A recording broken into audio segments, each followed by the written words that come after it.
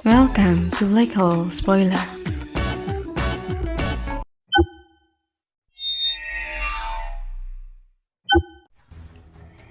Chapter 468. Awasi aku. Lin Feng tidak bertanya pada Nanshan di mana perjamuan akan diadakan di istana. Dia hanya tahu kapan itu dimulai. Dia tiba di istana kekaisaran yang luas dan tak terbatas, tetapi Lin Feng tidak meminta petunjuk kepada siapapun. Sebaliknya, dia terus terbang di atas istana. Di bawahnya ada banyak paviliun, danau, gunung, dan sungai. Lin Feng kemudian melihat bagian di istana kekaisaran di mana ia mengingat masa lalu. Itu adalah hutan di lembah. Ketika Lin Feng melihat lembah itu, dia segera mendarat. Sekelompok wanita berpakaian putih muncul di sebelahnya. Tetapi ketika mereka melihat bahwa itu adalah Lin Feng, mereka menurunkan penjagaan dan kembali ke posisi mereka. Mereka jelas mengenali Lin Feng. "Tuan, apakah Anda di sini untuk melihat Yang Mulia Sang Putri?" tanya salah satu pelayan. Lin Feng segera mengangguk. "Mohon tunggu sebentar. Saya akan memberitahu Yang Mulia," kata pelayan itu. Segera setelah itu dia pergi ke kedalaman hutan sementara Lin Feng menunggu di luar. Dia melihat ke lembah, itu masih pemandangan yang indah. Dan itu sangat indah, anggun, serta elegan seperti Duan Xinye. Setelah beberapa saat yang singkat, Lin Feng melihat seorang wanita berlari ke arahnya. Dia memiliki senyum yang megah dan gemilang di wajahnya. "Lin Feng," kata Duan Xinye. Dia sangat senang dan bersemangat saat melihat Lin Feng. Ketika pelayan melihat sang putri yang biasanya begitu tenang dan tertutup, tersenyum dengan cara yang begitu gemilang, mereka tertegun dan menatap Lin Feng dengan sadar. Kekuatan magis apa yang dimiliki pemuda itu? Sang putri seolah-olah disihir olehnya. Lin Feng ketika dia melihat senyum indah Duan Xinye, dia tersenyum cerah. Senyum Duan Xinye begitu murni sehingga membuat orang-orang melupakan masalah mereka. Lin Feng berjalan menuju Duan Xinye, mengulurkan tangannya dan memperbaiki rambut Duan Xinye yang berantakan menutupi wajahnya. Dia kemudian tersenyum dan berkata, "Aku akan masuk dan melihatmu. Kau tidak perlu berlari ke sini." Bibir Duan Xinye bergetar. Ia tersenyum dan menggelengkan kepalanya sambil berkata, "Itu tidak sama." "Apa yang tidak sama?" tanya Lin Feng yang bingung. "Bila kamu datang untuk melihatku, itu berarti kamu ingin melihatku. Jika aku keluar untuk melihatmu, itu berarti aku juga ingin melihatmu. Itu jelas tidak sama," kata Duan Xinye dengan senyum murni di wajahnya. Dia kemudian meraih lengan Lin Feng dan membawanya ke dalam lembah. Ketika mereka lewat di depan pelayan melihat Duan Xinye memegang lengan Lin Feng dan heran. Mereka semua saling memandang dan tersenyum dengan sadar. Sang putri jatuh cinta. Di lembah ada banyak tebing yang dihiasi dengan gambar-gambar. Gambar-gambar itu seperti manusia dan orang yang sama. Duan Xinye dengan senangnya memperlihatkan lukisannya kepada Lin Feng sambil menunjuk gambar yang telah ia lukis. Ada gambar kecil Lin Feng, ada gambar besar Lin Feng, dan ada gambar Lin Feng di mana-mana. Lin Feng berkata bahwa lukisan Duan Xinye lebih mempesona daripada Lin Feng yang asli. Duan Xinye dengan nada lembut yang membuat perasaan hangat menyerang hati Lin Feng. Ia mengatakan bahwa ia selalu melihat lukisan itu ketika Lin Feng tidak menemuinya. Namun, dia juga merasa sangat menyesal dan gelisah. Dia hampir tidak pernah datang untuk melihat Duan Xinye. Kunjungannya pun dapat dihitung dengan satu tangan. "Tunggu sampai kamu menikah. Pada saat itu ketika kamu melihat-lihat dan hanya melihatku, kamu akan bosan dengan wajahku. Lin Feng mengatakan lelucon.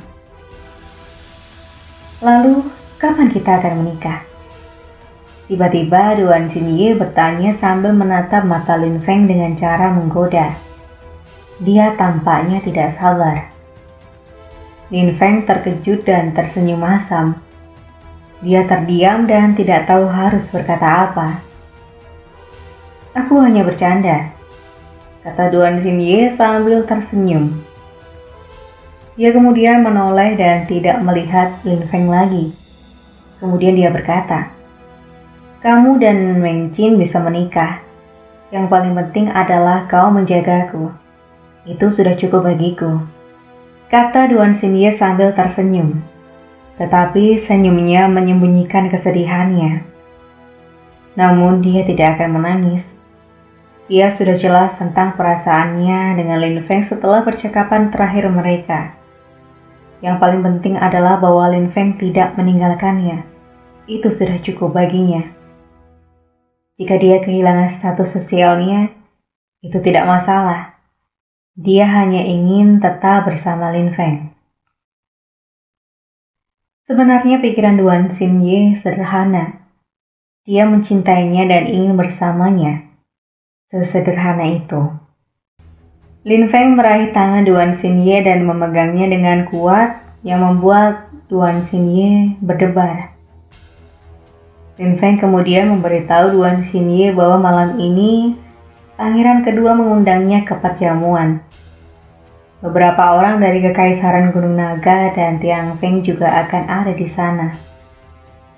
Lin Feng tiba-tiba menanyakan soal kepergian mereka bersama ke perjamuan itu dan membuat Duan Xinye kagum. Duan Xinye menatap Lin Feng dan bertanya karena ia tidak percaya akan hal itu. Apakah kau berpikir bahwa aku akan mencoba menipumu? Tanya Lin Feng sambil meringis dan kemudian tertawa. Terima kasih Lin Feng, kata Duan Xinye dengan wajah yang berubah sedikit merah. Tiba-tiba beberapa air mata muncul di sudut matanya dan dia merasa hangat di hatinya. Lin Feng bingung dengan Duan Xinye yang tiba-tiba menangis itu. Lalu ia mengusap air mata yang keluar dengan lengan bajunya.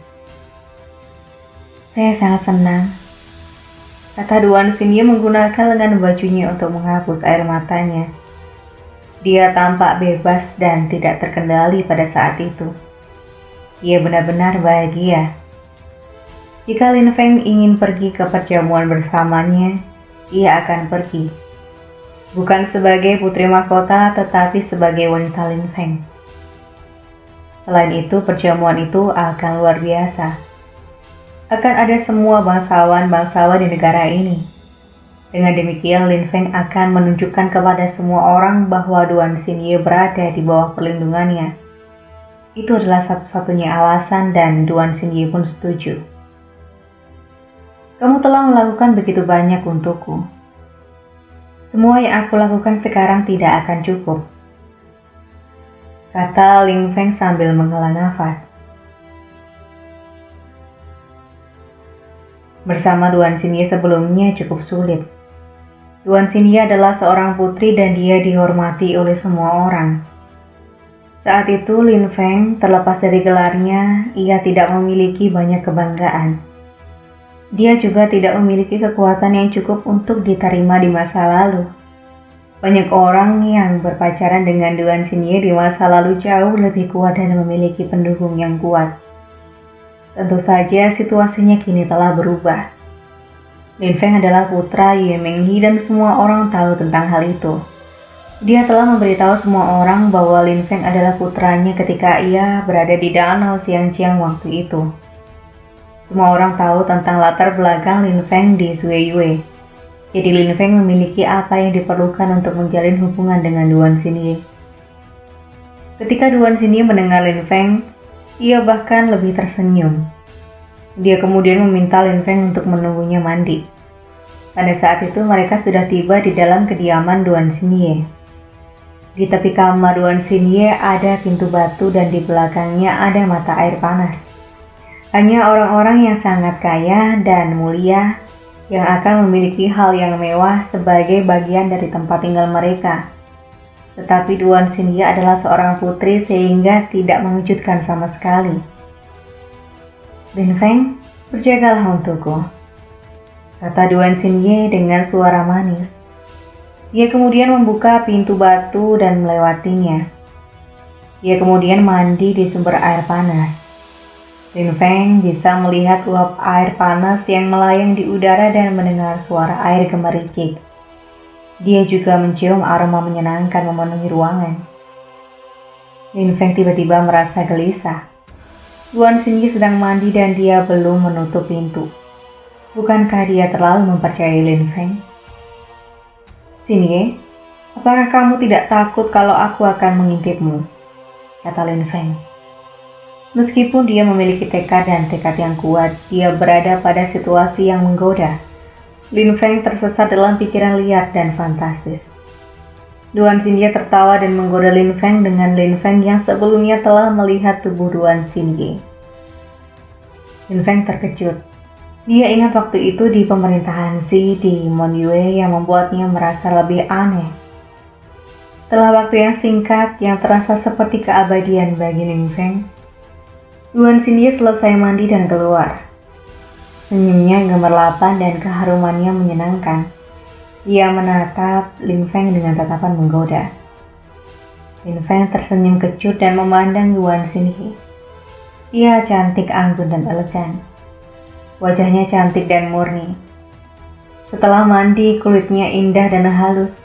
Dia tampak menawan dan aromanya memikat. Duan Xinye mengatakan bahwa setidaknya Lin Feng tidak akan kehilangan muka jika dia pergi bersamanya. Dia adalah seorang putri. Bagaimana dia bisa takut akan kehilangan muka? Xinye, aku akan merasa semua orang memperhatikanmu jika aku ada di sebelah kamu, kata Lin Feng sambil tersenyum dan menggelengkan kepalanya. Duan Xinye meraih lengan Lin Feng. Aroma harumnya langsung menyerang hidung Lin Feng dan membuat hidungnya sedikit gatal. Lin Feng, ayo pergi, kata Duan Xinye dengan lembut. Lin Feng bingung dan terkejut. Kemudian dia menunjuk ke arah langit. Dia berkata, lihat, apakah ini sudah malam? Perjamuannya bahkan belum mulai. Duan Xinye melihat bahwa matahari sore baru saja mulai tenggelam. Langit masih cukup cerah. Duan Xinye hanya tersenyum. Dia terlalu bersemangat dan tidak menyadari bahwa jamuan belum dimulai.